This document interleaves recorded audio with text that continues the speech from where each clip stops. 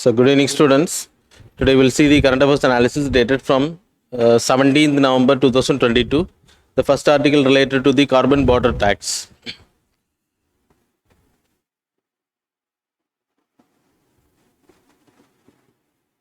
So, carbon border tax, so it was recommended by European Union to implement it in the COP, Conference of Parties 27. So, இதோட purpose என்ன அப்படின்னா நார்மலாக carbon adjustment mechanism அப்படின்னு பேர். Carbon adjustment mechanism. So இதோட purpose why there is a need எடுத்துக்கிட்டிங்கன்னா, இப்போ mainly the industries, those who are consuming huge amount of coal based industries எடுத்துனா iron industry, அப்புறம் steel, அப்புறம் like aluminum based industries, cement industry, அப்புறம் fossil fuels அதிகமாக பயன்படுத்தக்கூடிய industries, aluminum fertilizers, so etc. So இந்த industries வந்து அதிகமாக like fossil fuels வந்து பயன்படுத்துகிறாங்க எரிபொருளுக்கு. அப்போ அந்த ஃபாசில் ஃபியூவல்ஸ்னால பெரிய அளவில் they are getting affected, the people are getting affected, இந்த கார்பன் டை ஆக்சைடு அதிகமாக ரிலீஸ் ஆகுது. ஸோ இதை டேக்ஸ் பண்ணுறதுக்காக தான் இந்த கார்பன் டாக்ஸேஷன் இல்லைனா கார்பன் பார்டர் டேக்ஸ் அப்படின்ற சிஸ்டம் வந்து இன்ட்ரடியூஸ் பண்ணியிருக்காங்க. That's why it came in news.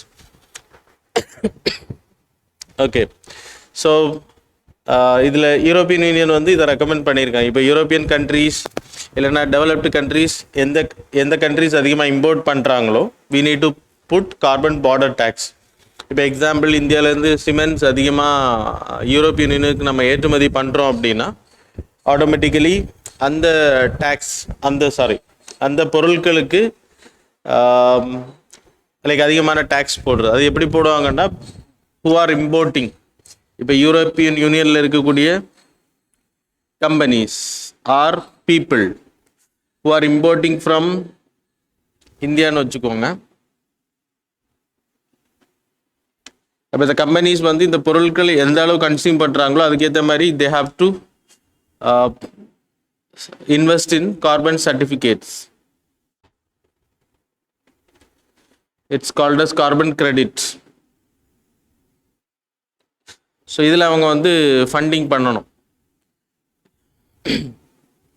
அப்போ இந்த கார்பனோட லைக் இங்கே சிமெண்டோட ரேட் இங்கே அதிகமாகும், ஸ்டீலோட லைக் பொருட்களோட ரேட் அதிகமாகும். ஸோ இன்டர்நேஷ்னல் காம்படிஷனில் our cement and the steel நம்ம தான் அதிகமாக ஏற்றுமதி பண்ணிகிட்டு இருக்கோம் இன்னைக்கு வேர்ல்டு லெவலில் ஸ்டீல்.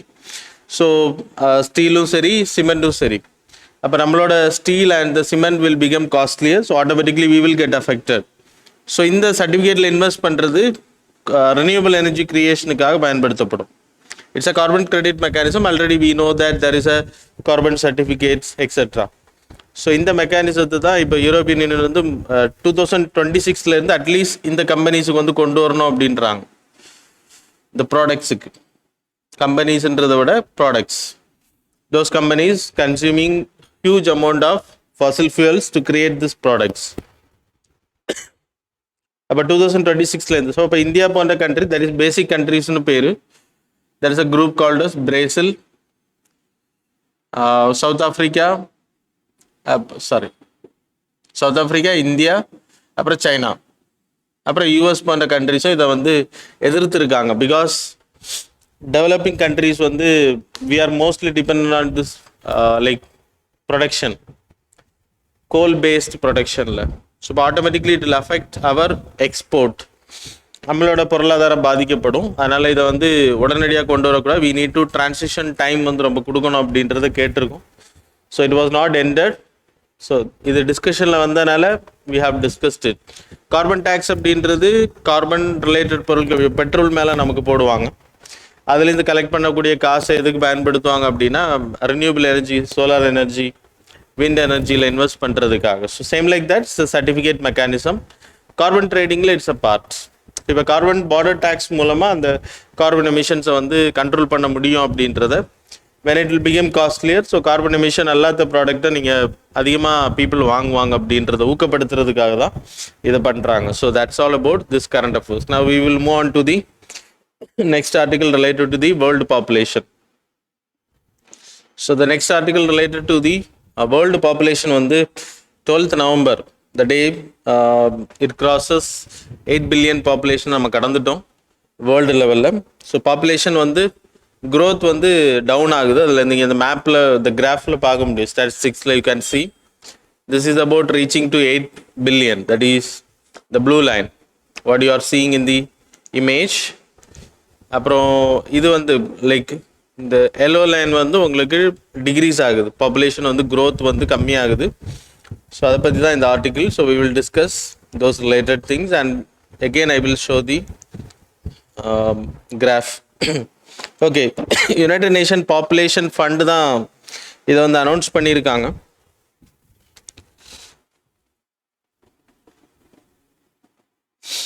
ஸோ 8 billion பாப்புலேஷன் கிட்டத்தட்ட இதை ரீச் பண்ணுறது 7லேருந்து 8 ரீச் பண்ணுறதுக்கு இட் டேக்ஸ் 12 years.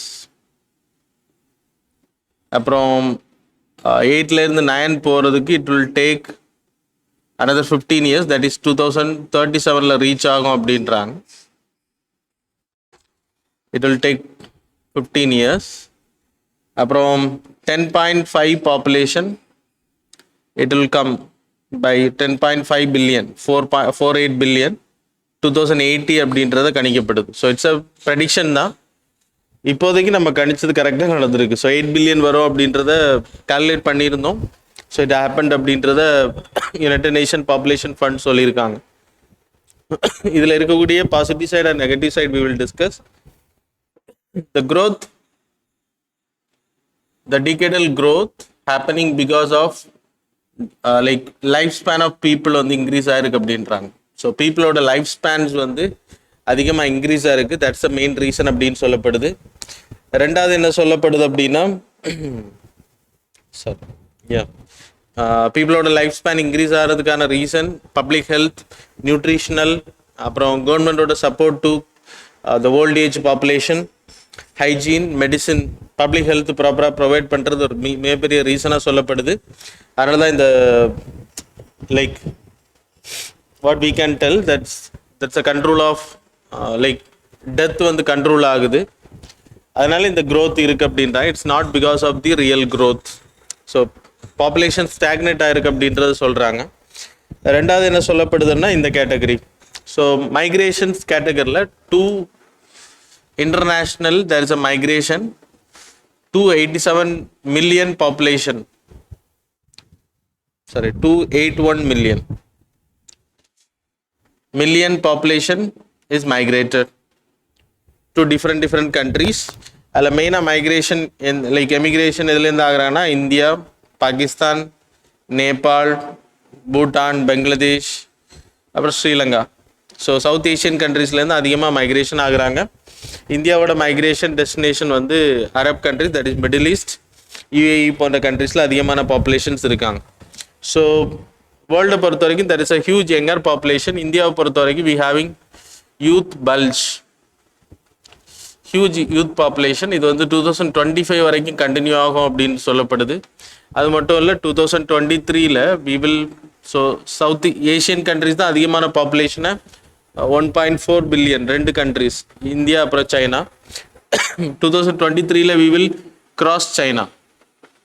ஆனால் நம்மளோட க்ரோத் வந்து it's a stagnated growth, it's not the like முன்னாடி மாதிரி பாப்புலேஷன் எக்ஸ்ப்ளோஷன் எல்லாம் கிடையாது. our growth is like 0.7% per year, it's very less. அப்புறம் இந்தியாவை பொறுத்த வரைக்கும் யங்கர் பாப்புலேஷன் அதிகமாக இருக்கும். So we will, if we nurture properly, then they will become the productivity, GDP growth ஆகிறதுக்கு இந்தியா வந்து ஒரு பெரிய வளர்ந்த நாடாக உருவாகுது. 2047 நம்ம பிளான் பண்ணியிருக்கோம், அது வந்து நடக்கிறதுக்கான வாய்ப்பு இருக்குது. இல்லைனா it will go, so it is disastrous for our country. So younger பாப்புலேஷனுக்கு வந்து ஓல்ட் ஏஜ் நம்ம பென்ஷன் சப்போர்ட் கொடுக்குற மாதிரி இவங்களுக்கு நம்ம பண்ண வேண்டியிருக்கு support. If it is not nurtured properly then it will become burden for our country. அப்புறம் 2015ல் like the population south like சைனாவை கிராஸ் பண்ணி நம்ம டாப்பில் இருப்போம். 2023 we will cross the China. அப்புறம் 2050 அதிகமான பாப்புலேஷன் இந்தியாவில் தான் இருக்கும் அப்படின்றத சொல்கிறாங்க. சரியா? அப்புறம் challenges related to this population அதிகமாகறதுனால ஓவர் பாப்புலேஷன் 8 பில்லியன் ஆயிடுச்சு. இனி 10.5 in 2080. அந்த டைமில் அவங்களுக்கு ஏற்ற மாதிரியான ஃபுட் செக்யூரிட்டி அவைலபிலிட்டி இருக்கணும். Poverty, hunger, education, nutritional benefits இல்லை அப்படின்னா automatically poverty and hunger will increase. Health care provide பண்ணப்படணும். ஹவுசிங் ப்ராப்ளம் இருக்குது, எம்ப்ளாய்மெண்ட் ப்ராப்ளம் இருக்குது. அப்புறம் ஸ்கில் டெவலப்மெண்ட் ஃபார் யூத் நான் உங்களுக்கு சொன்னேன்.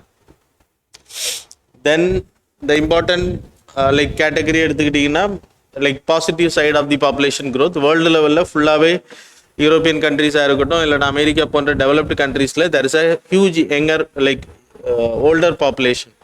அப்போ இந்த ஓல்டர் பாப்புலேஷன் அதிகமாக இந்த நாடுகளில் இருக்கிறது பெனிஃபிட் நமக்கு என்ன அப்படின்னா ஆட்டோமேட்டிக்லி நம்மளோட யங்கர் பாப்புலேஷன் க்ரோத் அதிகமாக இருக்கிறனால நம்மளோட employment opportunity will increase and then it will contribute to our GDP. Plus பீப்புளுக்கு லைக் யங்கர் பாப்புலேஷனுக்கு வந்து வேர்ல்டு ஃபுல்லாக டிமாண்ட் அதிகமாகும். அப்போ இந்தியாவில் தான் அதிகமாக இருப்போம், India and China. So that's a benefit. அப்புறம் கிளைமேட் சேஞ்ச், பாப்புலேஷன் அதிகமாகறதுனால கிளைமேட் சேஞ்ச் அதிகமாக பாதிக்கப்படும். அப்புறம் எல்டர்லி பாப்புலேஷன் அதிகமாக இன்க்ரீஸ் ஆவாங்க. அப்போது automatically you need to fund for schemes etcetera. So these are the drawback about the like population அதிகமாக explosion ஆகிறது இல்லைன்னா அதிகமாகிறதுனால வரக்கூடிய பாதிப்புகள். லைக் பாசிட்டிவ் சைடும் நான் உங்களுக்கு சொன்னேன். So that's all about this article. Now we will move on to the next article. Okay, the next article related to the cooperative federalism.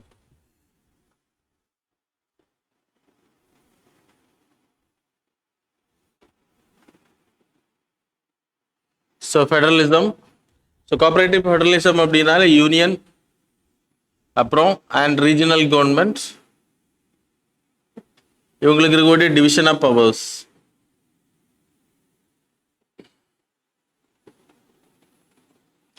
So our powers were divided under Article 246. It was mentioned in the என்னென்ன powers ஃபெடரலிசமில் நம்ம divide பண்ணியிருக்கோம் அப்படின்ற Schedule 7 it was mentioned. So it's about the law making. That is Schedule 7 we having central list, state list, அப்புறம் concurrent list. So யார் என்னென்ன act பண்ணலாம், powers எதுலெல்லாம் இருக்குது, taxation power எதுல எல்லாம் இருக்குது அப்படின்றது நாங்கள் இங்கே மென்ஷன் பண்ணியிருக்கோம். But India is not a federal like fully federal country கிடையாது. So it was never mention in the part of the constitution. That is Article 1 says that India, that is Bharat, shall be a union of states. So union of state அப்படின்றது தான் because we having this constitution. So US எல்லாம் எடுத்துக்கிட்டிங்கன்னா it's about the total separation. So central தனி power, ரீஜனலுக்கு அதிகமான powers இருக்கும். So it's a federal government. நம்ம Indian government வந்து union government because constitution is like the parents. அப்புறம் union வந்து it's like the elder brother or elder one and then states are like younger one. So ரெண்டுமே having horizontal power sharing அப்படின்னா ஈக்குவலாக இருக்கும். It's not vertical அப்படின்னா it's about union அப்புறம் states. அப்போது இப்படி ஷேர் ஆச்சு அப்படின்னா த கண்ட்ரோலர் இஸ் யூனியன். ஸோ மற்ற கண்ட்ரீஸ்லாம் நிறைய கண்ட்ரீஸில் இந்த மாடலில் தான் இருக்குது. ஃபெடரலிசம் இல்லை, நார்மலாகவே யூனியனோட கண்ட்ரோலில் தான் ஸ்டேட் இருக்கணும். ஆனால் நம்ம இந்தியாவை பொறுத்தவரை it's a like not fully federal country, இல்லை full federation like America. But we are federal in nature by this article union of states. So the unitary power, அதிகமான பவர்ஸ் யூனியனுக்கும் ஸ்டேட்ஸுக்கும் ஈக்குவல் இம்பார்ட்டன்ஸ் கொடுக்குறோம். ஆனால் நிறைய இடத்துல யூனியன் வந்து ஆர்பிட்ரி act பண்ணுவாங்க, நிறைய இடத்துல ஃபெடரல் கேட்டகரிஸ் ஆல்சோ தேர். ஓகே, இதில் ஃபெடரலிசமில் இருக்கக்கூடிய இந்தியாவை பொறுத்தவரை கோஆபரேட்டிவ் ஃபெடரலிசமில் இருக்கக்கூடிய ப்ராப்ளம் என்னென்ன அப்படின்றது we will discuss. So the issues related to the federalism இந்தியாவை பொறுத்த வரைக்கும். So we are discussing only about India. So NITI Aayog அப்படின்ற ஒன்று கிரியேட் பண்ணாங்க. எதுக்கு அப்படின்னா கோஆபரேட்டிவ் ஃபெடரலிசம் அதிகமாக்குறது. But it is acting unitary. So central கவர்மெண்டோட ஏஜெண்டாக தான் இது செயல்படுறாங்க. ஃபெடரலிசம் ப்ராப்பராக நடக்கல அப்படின்னு சொல்லப்படுது. அப்புறம் டாக்ஸேஷனில் அதிகமான powers central government. You people know GST. அப்புறம் யூ ஹேவிங் செஸ். அப்புறம் சர்சார்ஜ். ஸோ ஜிஎஸ்டியாக இருக்கட்டும், இன்கம் டேக்ஸாக இருக்கட்டும், இதை ஷேர் பண்ணுறது. ஜிஎஸ்டி வந்து பாதிக்கு பாதி ஷேர் ஆகும். இப்போ 18% கலெக்ட் பண்ணுறாங்கன்னா 9% for the state, 9% for the central. It's a shareable. ஆனால் இன்கம் டேக்ஸ் இல்லைன்னா ஒவ்வொரு ஸ்டேட்ஸும் பே பண்ணக்கூடிய மற்ற டேக்ஸஸ் இதெல்லாமே shareable under the recommendation of finance commission. ஆனால் ஃபினான்ஸ் கமிஷனை என்ன பண்ணுவாங்கன்னா ரெக்கமெண்டேஷன் வந்து அட்வைசரின் நேச்சர் தான். சென்ட்ரல் கவர்மெண்ட் விருப்பம் இருந்தால் கொடுத்தா போதும் அப்படின்ற category. So it's not binding. அப்போ நீங்கள் கோர்ட்டில் போயிட்டு அதை என்ஃபோர்ஸ் எல்லாம் பண்ண முடியாது. ஜஸ்டிசியபிள் கிடையாது. இட்ஸ் அன் அட்வைசரி பாடி. இப்போ 42% ஷேர் சொல்லியிருக்காங்க. அப்போது இது வந்து ஷேர் ஆகுது. ஆனால் செஸ் வரி, சர்சார்ஜ் எல்லாமே வந்து நாட் ஷேரபிள். அப்போது நீங்கள் பெட்ரோல் போடும்போது செஸ் வரி கலெக்ட் பண்ணுறாங்க, சர்சார்ஜ் கலெக்ட் பண்ணுறாங்க ஓவர் இன்கம் இருக்கிறவங்களுக்கு. இந்த டேக்ஸ் எல்லாமே வந்து not shareable. It is also unitary act பண்ணுது. ஃபெடரலிசம் ப்ராப்பராக இல்லை அப்படின்றது. அப்புறம் there's a PM care fund. நம்ம இதில் ஃபண்டிங் பண்ண முடியும். இதை வச்சு சோஷியல் வெல்ஃபேர் ஸ்கீம்ஸுக்கு PM கேர் மூலமாக ஃபண்டிங் பண்ணுவாங்க. இப்போ கோவிட் டைம் பீரியடில் பேரண்ட்ஸ் இழந்த குழந்தைங்களோட கல்வி எல்லாத்தையுமே இந்த ஃபண்டில் தான் கவர்மெண்ட் வந்து பார்த்துட்டு இருக்காங்க. ஆனால் இதுக்கு வந்து CSR எக்ஸம்ஷன் இருக்குது. CSRனா கார்பரேட் சோஷியல் ரெஸ்பான்சிபிலிட்டி. ஒரு கம்பெனி அவங்க பண்ணக்கூடிய ப்ராஃபிட்டில் 2%, 500 crore மேலே அவங்களுக்கு வருது அப்படின்னா 2% they need to give for this ஃபண்டுக்குள்ள கார்பரேட் வேலைகள் செய்யணும். சோஷியல் ரெஸ்பான்சிபிலிட்டி வேலைகள், எஜுகேஷன் கொடுக்கறது, ஹாஸ்பிட்டல் கட்டி கொடுக்கறது, இந்த சானிடேஷன், வாட்டர் எக்ஸெட்ரா. இல்லைன்னா இங்கே ஃபண்ட் பண்ணலாம். அவங்களால பண்ண முடியாது அப்படின்னா இதில் ஃபண்ட் பண்ணால் இவங்க பண்ணுவாங்க. ஸோ இதுக்கு வந்து CSR எக்ஸம்ஷன் கொடுக்குறாங்க. அதில் ஃபண்ட் பண்ணுறது எல்லாமே அப்போ மோஸ்ட் லைக் கம்பெனிஸ் ஃபண்ட் பண்ணுறதெல்லாம் இங்கே போயிடும். ஆனால் நீங்கள் CM ரிலீஃப் ஃபண்டுன்னு ஒன்று இருக்குது, சென்ட்ரல் லைக் ஸ்டேட் கவர்மெண்டோடது. இது வந்து CSR எக்ஸம்ஷன் கிடையாது. இப்போது கம்பெனிஸ் வந்து இப்போ தமிழ்நாட்டில் இருக்கக்கூடிய கம்பெனிஸ், இப்போ Infosys company or any other like company, profiting company 2% அவங்க பே பண்ணால் CSR எக்ஸம்ஷன் கிடைக்கும் அப்படின்னா அங்கே தான் டொனேஷன் பண்ணுவாங்க, இங்கே பண்ண மாட்டாங்க. புரியுதா? ஸோ இது வந்து இட்ஸ் அ லைக் வயலேட்டிங்ன்றது டிஸ்கிரிமினேட்டிங் ப்ராக்டிஸ். அப்போ CMRF ஃபண்டுக்கும் கொடுக்கணும் அப்படின்றத ரெக்கமெண்டேஷன் இல்லை, இட்ஸ் அ டிஸ்கிரிமினேட்டிங் ப்ராக்டிஸ். அப்புறம் ஃபினான்ஸ் கமிஷன் சொன்னேன். அப்புறம் ரீசெண்டாக நம்ம ஏற்றின சட்டம் அக்ரிகல்ச்சர் ரிலேட்டடாக பஞ்சாப் பீப்புள் எல்லாம் போராடினாங்க இல்லையா ரொம்ப நாள்.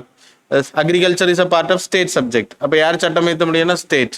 ஆனால் இவங்க என்ன பண்ணாங்க அப்படின்னா அக்ரிகல்ச்சரல் ஃபார்ம் கண்ட்ரோல் பண்ணுறது அக்ரிகல்ச்சர் அண்ட் ஃபார்மிங் லான்னு ஒரு லா கொண்டு வந்தாங்க. ஃபார்மிங் லா அது என்ன அப்படின்னா காமர்ஸ் அண்ட் ட்ரேட் கேட்டகரியில் trade it's a part of concurrent list. இதில் சட்டம் ஏற்றுறது 2 பேருக்கும் அதிகம் இருக்குது. ஸோ இந்த வழியில் இதையும் கண்ட்ரோல் பண்ணுறாங்க. ஸோ இட்ஸ் யூனிட்டரி பேசிஸ் அப்படின்றத இந்த ஆர்டிகிள் சொல்லுது. சரியா? It's it was mention in 33 entry list.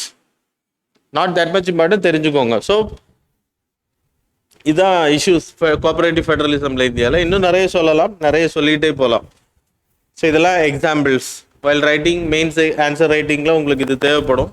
அப்புறம் இம்பார்ட்டண்ட்டாக என்னென்ன இஷ்யூஸ் அப்படின்றது லைக் என்னென்ன டெவலப்மெண்டல் கோஆபரேட்டிவ் ஃபெடரலிசமுக்கு பண்ணியிருக்கோன்னா நிதி ஆயோக் அப்படின்ற ஒரு பாடியை உருவாக்குறது கோஆபரேட்டிவ் ஃபெடரலிசமில் இட்ஸ் அ பார்ட்.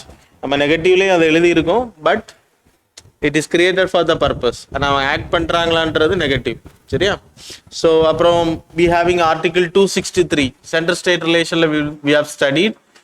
படிக்காதவங்க we will study in later. That is inter state கவுன்சில்னு ஒன்று இருக்குது, யூனியன் ஹோம் மினிஸ்டர் தலைமையில் inter state council. So home minister தலைமையில் இது நடக்கும் இந்த மீட்டிங். ஸோ அப்புறம் பிரைம் மினிஸ்டர் தலைமையில் நடக்கும். அதே மாதிரி we having a zonal councils மாநிலங்களுக்கு இருக்கக்கூடிய உறவு மேம்படுத்துறதுக்கு. That is not a part of central state relation, this is a part of central state relation. Finance ministers அந்த பிரைம் மினிஸ்டர், ஹோம் மினிஸ்டர் இவங்கெல்லாம் அட்டென்ட் பண்ணுவாங்க இந்த மீட்டிங்கில், headed by the prime minister. So இது மாநிலங்களோட தேவைகளை அங்கே கேட்க முடியும், ஏதாச்சும் இஷ்யூஸ் இருந்துச்சு அப்படின்னா regional. So that's a main thing. அப்புறம் ஜிஎஸ்டி வந்து it's a equal sharing. So ஒருங்கிணைந்த டேக்ஸ் கலெக்ட் பண்ணுறாங்க, we are cooperating with the union and then tax are shared equally. So it's a positive thing. So இதெல்லாமே வந்து cooperative ஃபெடரலிசம்ல positive. நிதி ஆயோக், அப்புறம் interstate council, அப்புறம் GST. நிதி ஆயோக்ல சில ப்ராப்ளம் இருக்கு, யூனிட்டரி ஸ்டேட்டஸ், சென்ட்ரல் கவர்மெண்ட் ஓரியன்டாக செயல்படும். So that's all about this article. So that's all. Now we will move on to the next article. Okay, then next article related to the no money for terror financing, NMTF. இதோட conference வந்து இந்தியாவில் நடக்கு. இது 2018 it was created. இதோட purpose, நம்ம இது France தான் initiate பண்ணியிருக்காங்க. It was initiated by France. Like 1989 FATF அப்படின்ற ஆர்கனைசேஷனையும் உருவாக்குனதுக்கான மெயின் ரீசன் ஃப்ரான்ஸ் தான். பாரிஸில் ஹெட் குவார்ட்டர்ஸ். FATF அப்படின்னா ஃபினான்ஷியல் ஆக்ஷன் டாஸ்க் ஃபோர்ஸ். இதோட பர்பஸ் என்னது? Compact money laundering and compact terrorist funding. Terrorist ஆர்கனைசேஷனுக்கு ஃபண்டு பணம் போகாமல் தடுக்கிறது. பணம் போனால் தாக்குதல் நடத்த முடியும் அவங்களால. ஸோ அதை தடுக்கிறதுக்காக FATF உருவாக்கப்பட்டுச்சு. அதோட தொடர்ந்து தான் 2018 it was created. It's a body.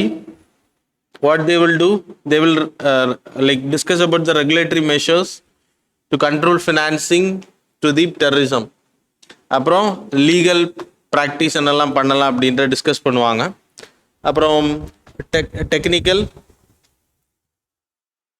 Approaches, terrorist ஃபண்டிங்கை தடுக்கிறதுக்கு என்னென்ன மெஷர்ஸ். ஸோ 2018 இது வந்து பாரிஸில் நடந்துச்சு இந்த meeting. 2019 it happened in Australia. 3வது மீட்டிங் இந்தியாவில் நடக்குது.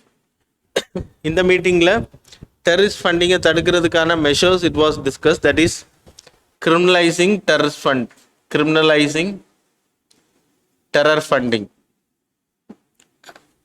அதை உறுதிமொழி ஏற்றாங்க. 2019 இட் மெட் இன் ஆஸ்திரேலியா. அப்போ நம்ம like financial transaction directly terrorist குரூப்புக்கு போகிறத நம்ம தடுக்கிறோம். ஆனால் குழந்தைங்களை கடத்துற kidnapping, dark web it's a part of virtual technology related crowd funding. கிட்னாப்பிங்கில் டெரரிஸ்ட் பீப்புள் ஆக்ட் பண்ணுவாங்க, டெரரிஸ்ட்டுக்கு சப்போர்ட் பண்ணக்கூடிய பீப்புள் ஆக்ட் பண்ணுவாங்க. கடத்திட்டு அதில் வரக்கூடிய காசை என்ன பண்ணுவாங்க அப்படின்னா இட்ஸ் அ ஆர்கனைஸ்டு கிரைம். அப்புறம் பொருட்களை விற்கிறது. இப்போ எக்ஸாம்பிள் நார்கட்டிக்ஸ் லைக் ஓபிஎம், போதைப் பொருட்களை இந்தியாவில் விற்கிறது. அதுலேருந்து வரக்கூடிய காசு இட்ஸ் நாட் அக்கௌண்டன்ட் மணி. அது போதைப் பொருள் விற்கிறது இல்லீகல் தான். அதுலேருந்து வரக்கூடிய காசு it's not a legal money. So அது எங்கே போகும்னா டெரரிஸ்ட் ஃபண்டிங் போகும். So criminalising direct terrorist funding it's a good thing. ஆனால் இதெல்லாம் தடுத்தாதான் நம்ம என்ன பண்ண முடியும், தீவிரவாதிகள் கையில் காசு போகிறத தடுக்க முடியும். அப்படி பணம் போகாமல் தடுத்தால் மட்டும்தான் தாக்குதல்களை கண்ட்ரோல் பண்ண முடியும் அப்படின்றது தான் we are doing. அப்புறம் க்ரௌட் ஃபண்டிங் அப்படின்னா ஏதாச்சும் நாங்கள் சமூக சேவை பண்ணுறோம் அப்படின்னு சொல்லிட்டு ஒரு லிங்க் போடுவாங்க, நீங்கள் அதை கிளிக் பண்ணி ஃபண்ட் பண்ணுவீங்க. இல்லைன்னா ஸோ இல்லீகலாக கலெக்ட் பண்ணுற இந்த பணம் எல்லாம். ஸோ இதெல்லாம் தடுக்கிறதுக்கான விஷயத்த 2019 இது டிஸ்கஸ்ட். 2022 இனிதான் நடக்க இருக்கு, 18 நடக்க இருக்கு. பிரைம் மினிஸ்டர் தலைமையில் பிரைம் மினிஸ்டர் அதை ஆரம்பிச்சு வைக்க போறாரு. 2019 it's going to happen, 22 it's going to happen in Delhi. இதோட அஜெண்டா வந்து என்ன அப்படின்னா விர்ச்சுவல், அப்புறம் டார்க் வெப், விர்ச்சுவல் அசர்ட்ஸ். இன்னைக்கு லைக் இ கரன்சி வந்துருச்சு, electronic currency, bitcoin, digital money. இப்போ நம்ம இந்தியாவும் அதை லான்ச் பண்ணிட்டோம். ஸோ அந்த விர்ச்சுவல் அசர்ட்ஸ் விற்கிறது மூலமாக வரக்கூடிய காசு, சரியா, நான் ஃபஞ்சிபிள் டோக்கன் பேர். லைக் அந்த விர்ச்சுவல் அசர்ட்ஸை விற்கிறது மூலமாக வரக்கூடிய காசு, அப்புறம் dark web, that's a dark web, அதில் நடக்கக்கூடிய லைக் அதுலேயும் ஆர்கனைஸ்ட் கிரைம் அதிகமாக நடக்கும். ஓபிஎம் செல்லிங் பண்ணுறது, லைக் ஆர்கன் செல் பண்ணுறது, அப்புறம் வெப்பன் செல் பண்ணுறது, இதெல்லாமே அங்கேயும் நடக்கும். ஸோ அதன் மூலமாக ஃபண்டிங் வரும். அதை தடுக்கிறதுக்கான விஷயங்களை டிஸ்கஸ் பண்ண இருக்காங்க. சரியா? So that's all about this part. இது ஜஸ்ட் அ நியூஸ் தான். டு காம்பேட் டெரரிசமில் FATF மாதிரி இது ஒரு organisation. It's not a fully recognised organisation, international organisation கிடையாது, இட்ஸ் அ கான்ஃபரன்ஸ் தான். சரியா? So that's all. Okay, the article related to the Moscow format. So Moscow format அப்படின்னா actually it's not a formal group. ஆப்கானிஸ்தானில் Talibans வந்து இப்போ government form பண்ணியிருக்காங்க. It's a terrorist group அப்படின்றது தான் நம்ம அவங்களுக்கு வச்சுருந்த நெய்ம். சரியா? ஸோ இந்த தாலிபான் குரூப்பிங் வந்து internationally it was recognised as an terrorist group, not formally recognised. US அதனால தான் அவங்களோட படைகளை வச்சு ஆப்கானிஸ்தானில் இந்த குரூப்புக்கு எதிராக வார் கண்டக்ட் பண்ணாங்க. But failed. ஏன்னா most people are supported by this group. சரி, அங்கே இருக்கக்கூடிய மேக்ஸிமம் பீப்புள் இந்த ஆர்கனைசேஷன் ரிலேட்டடாக இருப்பாங்க. லைக் யூஎஸ் உருவாக்குன அந்த கவர்மெண்ட்டுக்கு எதிரான வேலைகளை செஞ்சுட்டு இருக்காங்க. ஸோ ஃபைனலி யூஎஸ் என்ன பண்ணாங்க அப்படின்னா, இந்த தாலிபான் குரூப்பை டோட்டலாக எராடிகேட் பண்ணுறது என் வேலை இல்லை அப்படின்றத அவங்க கண்ட்ரி அவுட் லெஃப்ட் ஆகிட்டாங்க. ஸோ இப்போது இந்த தாலிபான் டெரரிஸ்ட் குரூப் கிட்ட அந்த கண்ட்ரி இருக்குது. அங்கே இருக்கக்கூடிய லைக் நிர்வாகம் எல்லாம் எப்படி லைக் ப்ராப்பராக அவங்களால பண்ண முடியுமா அப்படின்றதெல்லாம் question mark. Lot of humanitarian crisis were happening. So இந்த யூஎஸ் வந்து 2018 டைம் பீரியடில் the announce the withdrawal and started withdrawing. அங்கேருந்து கிளம்ப ஆரம்பித்தாங்க. அப்போ அவங்க மொத்தமாக விட்ரா பண்ணும்போது ஆட்டோமேட்டிக்கலி அங்கே என்ன உருவாகும் அப்படின்னா, டெரரிஸ்ட் குரூப் வந்து ஆட்சியை பிடிக்க போகிறாங்க. ஸோ அதுக்கு முன்னாடி வி கிரியேட்டட் திஸ் குரூப் இல்லை, it's a format. Moscow format அப்படின்னு பேர். India, Russia, then central Asian countries are the Kazakhstan, Kyrgyzstan, China, அப்புறம் you having Tajikistan, Kyrgyzstan, Turkmenistan. So இந்த கண்ட்ரிஸ் எல்லாம் சேர்ந்து they created this dialogue forum. இப்போ இதில் தாலிபான் வந்து இந்த மீட்டிங்கில் கலந்துப்பாங்க. ஸோ அங்கே வந்து அவங்க டெரரிஸ்ட் ஆக்டிவிட்டீஸில் அவங்க ஈடுபடக்கூடாது. ஆக்சுவலாக நமக்கும் அவங்க எதிரிகள் மாடல் தான். ஏன்னா ஒரு ஃப்ளைட் கடத்தினப்போ அவங்க தான் அதை மறைச்சு வைக்கிற ஹெல்ப் பண்ணாங்க. சரியா? அப்போது டெரரிசத்துக்கு அவங்களும் சப்போர்ட் பண்ணியிருக்காங்க. But it was internationally it was not recognised terrorist group. Al Qaeda, SIMI இயக்கத்தை மாதிரி, இல்லைனா இஸ்லாமிக் டெரரிஸ்ட் குரூப் மாதிரி இன்டர்நேஷ்னலில் அது டெரரிஸ்ட் குரூப் கிடையாது. அவங்க நாட்டில் it was a terrorist group. And யூஎஸும் அவங்கள வந்து டெரரிசம்னு நினச்சி தான் அவங்க யுத்தம் பண்ணாங்க. அப்போது இப்போ தாலிபான் கண்ட்ரோலில் அந்த நாடு போக போகுது. அப்போ அங்கே இருக்கக்கூடிய மக்கள் பாதுகாக்கப்படணும். பக்கத்தில் இருக்கக்கூடிய நாடுகள் இதன் மூலமாக பாதிக்கப்படக்கூடாது, இந்தியா உட்பட. அதனால தான் they created this format, peace and ஸ்டெபிலிட்டியை அந்த ரீஜனில் மெயின்டைன் பண்ணுறதுக்காக. அப்போ தாலிபான் லீடர்ஸ் கிட்ட பேச்சுவார்த்தை நடத்துகிறாங்க. அதுக்காக உருவாக்கப்பட்ட ஃபோரம் தான் இது. இப்போது அதுக்கான மீட்டிங் லைக் தொடர்ந்து நடந்துட்டு இருக்கு. இந்தியாவும் அதில் part. First time we are sitting a meeting with terrorist group. நம்ம இது வரைக்கும் அப்படி உட்கார்ந்த கிடையாது. இந்தியாவோட இன்டர்நேஷ்னல் லைக் ஃபாரின் பாலிசியில் இது கிடையாது. ஆனால் ஃபர்ஸ்ட் டைம். பட் இது டெரரிஸ்ட் குரூப் அப்படின்ற பேர் கிடையாது. இன்றைக்கி ஒரு நாடை கண்ட்ரோல் வச்சிருக்கக்கூடிய கவர்மெண்ட். அதனால் வி ஆர் மேக்கிங் நெகோசியேஷன். அப்புறம் இந்தியாவோட இன்ட்ரெஸ்ட் பாதிக்கப்படுது. மெயின் நெகோசியேஷன் என்ன அப்படின்னா, அவங்க நாடை வந்து டெரரிசத்துக்கு சப்போர்ட்டு கொடுக்கக்கூடாது. இப்போ எக்ஸாம்பிள், இந்தியாவை அட்டாக் பண்ணக்கூடிய டெரரிஸ்ட் குரூப்ஸ் எங்கே இருக்காங்க? பாகிஸ்தானில் அதிகமாக இருக்காங்க. பாகிஸ்தானில் தான் ஒரிஜினல் பாகிஸ்தான் ஆக்குபைட் காஷ்மீரில். ஸோ அதே மாதிரி இங்கே இவங்களும் அதை கொடுத்துட்டாங்க அப்படின்னா ஈஸியாக ஜம்மு அண்ட் காஷ்மீரை கேப்சர் பண்ண முடியும். ஸோ அதான் நமக்கு மிகப்பெரிய த்ரெட்னிங்காக இருந்துச்சு. அதனால தான் we have joint this forum. இப்போ நேற்றுக்கும் இந்த மீட்டிங் நடந்திருக்கு. அதில் நம்ம பார்ட்டிசிபேட் பண்ணியிருக்கோம். So that's all. Okay, what you people are seeing in the image is patola like saree. இதோட ஒரு ஸ்கார்ஃப் தான் வந்து ஒரு dupatta.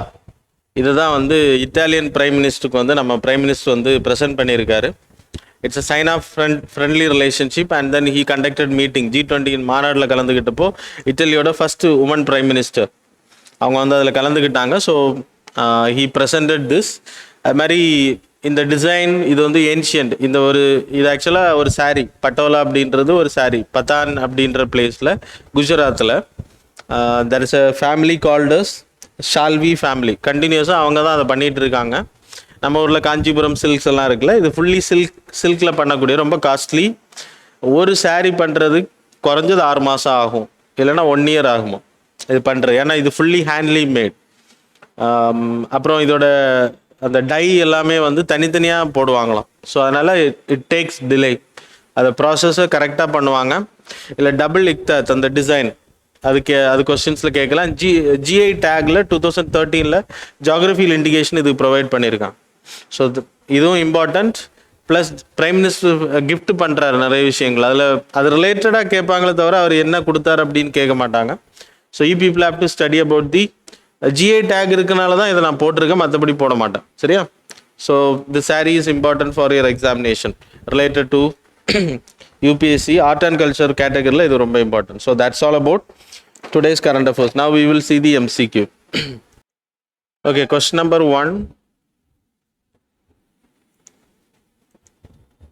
So related to Ekelvia Model Residential School. With reference to the Ekelvia Model Residential School, consider the following statements. Statement number 1, these schools are for tribal students, one each in every sub-district that has been at least 10,000 odd scheduled tribe population. Statement number 2, the grants were given to the state government for construction of schools, recurring expenses under grants under Article 275(1) of the Constitution. Which of the statements given above is are correct? Options are A, 1 only, B, 2 only, C, both, D, neither.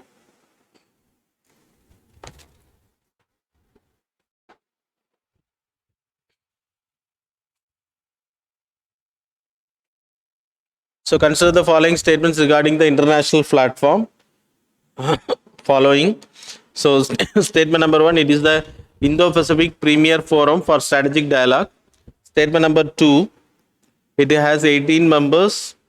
The 10 Asian countries along with Australia, China, India, Japan, New Zealand, Republic of Korea, Russia and United States. Third one, the 17th summit of this was recently held in Cambodia. நேற்றுக்கு நம்ம ஒரு error பண்ணியிருந்தோம். அதில் நேற்றுக்கு நம்ம ஒரு submit படிச்சிருக்கோம். அந்த சமிட் தான் இந்த ஆன்சர். அதில் நான் 16 கண்ட்ரிஸ் தான் சொன்னேன், அதில் 18 வரும். US and Australia, sorry, Russia will also come. So okay, so you people easily identified the answer. Okay, with third question, with reference to the Ostro account, consider the following statements. Statement number 1, it is an account that is domestic bank holds for a foreign bank in the domestic bank's currency. Statement number 2, the Indian government has allowed the opening of Ostro accounts in 2 Indian banks, UCO Bank and IndusLand Bank.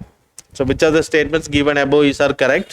Options are A, 1 only, B, 2 only, C, both, D, neither.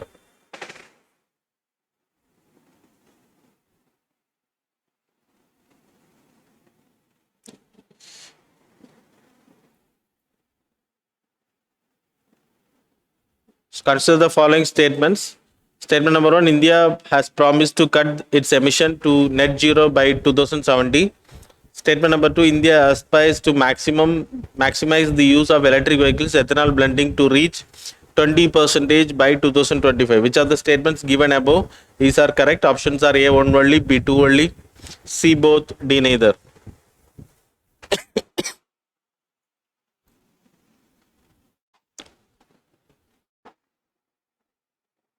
Next question, with reference to the 9th schedule. So following இருக்கக்கூடிய ஸ்டேட்மெண்ட்ல எது correct அப்படின்ற identify பண்ணுங்க. So 9th schedule Statement number 1, ninth schedule added in the constitution through the first constitutional amendment act 1951. Statement number 2, judicial review is not available for the ninth schedule. Select the correct answer using the code given below. Options are A, 1 only, B, 2 only, C, both, D, neither.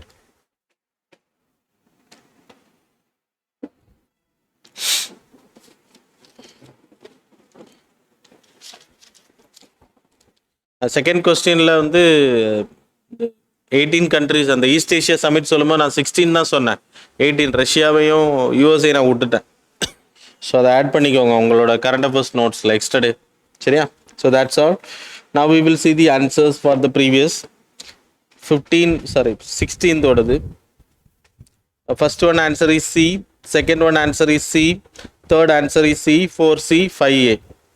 First one C, second C, third C, 4C, 5A. So mains answer rating question related to federalism. So a key element is fostering cooperative federalism is respect for the mandate of elected governments, even those run by opposition parties. Discuss. ஸ்டேட்டில் opposition party, சென்ட்ரலில் வேறு party, ரெண்டு பேருமே opposition. இப்போ காங்கிரஸ் வந்து நிறைய ஸ்டேட்ஸில் இருப்பாங்க, சென்ட்ரலில் BJP இருக்கும். So அப்போ அவங்க ரெண்டு பேர் எதிர் கட்சிகள். அப்போ கோஆப்ரேட்டிவ் ஃபெடரலிசம் எந்த மாதிரி ஆக்ட் ஆகும் அப்படின்றது தான் question. So DMK, so we know that. So that's all. அதை லைக் எழுதிட்டு டிஸ்கஸ் பண்ணுங்கள். So that's all. Thanks for joining with as.